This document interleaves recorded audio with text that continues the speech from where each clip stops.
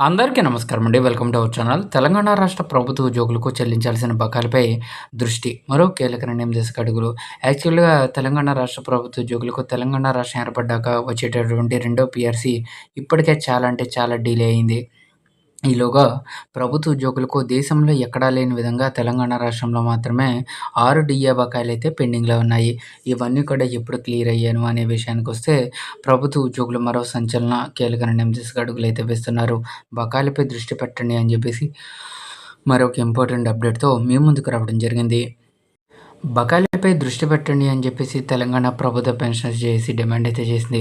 PRC pending బకాయిలపై సర్కారు దృష్టి సారించకపోవడంపై తెలంగాణ ప్రభుత్వ పెన్షనర్స్ జేఏసీ తీవ్ర ఆగ్రహం అయితే అసంతృప్తి వ్యక్తం చేసింది.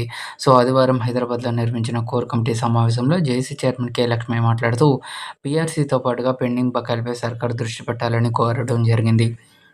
యాక్చువల్‌గా మనకి జూలై 15వ తేదీ నుంచి రాష్ట్రంలో ఈహెచ్ఎస్ హెల్త్ కార్డుల పంపిణీకి ప్రభుత్వం అయితే సిద్ధం చేసింది. సో, ఈ జూలై 15లో భాగంగా మనకి హెల్త్ కార్డులతో పాటు పీఆర్సీకి సంబంధించి కీలకమైన అప్డేట్ వచ్చే అవకాశాలు కూడా స్పష్టంగా ఉన్నాయి.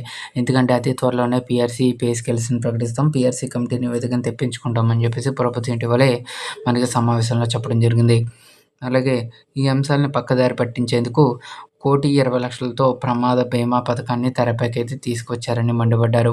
అవసరం లేకుండా భారీ సమావేశం ఏర్పాటు చేశారని, ఆర్భాటం తప్ప మరేమీ లేదని సంఘం జేసీ చైర్మన్ కె. లక్ష్మయ్య విస్మయం అయితే వ్యక్తం చేశారు. సో, ఖచ్చితంగా ప్రభుత్వ ఉద్యోగులకి సంబంధించి పీఆర్సీతో పాటుగా పెండింగ్‌లో ఉన్నటువంటి డిఏ బకాయిలను చెల్లించే విధంగా ప్రభుత్వం వెంటనే చర్యలైతే తీసుకోవాలి. వీటికి సంబంధించి దృష్టి అయితే పెట్టాలి. సో, ఇదండి ఇవాల్టి ఎంప్లాయీస్ సంబంధించి వచ్చిన తాజా updates. For more updates subscribe to our channel. Thanks for watching. Have a nice day.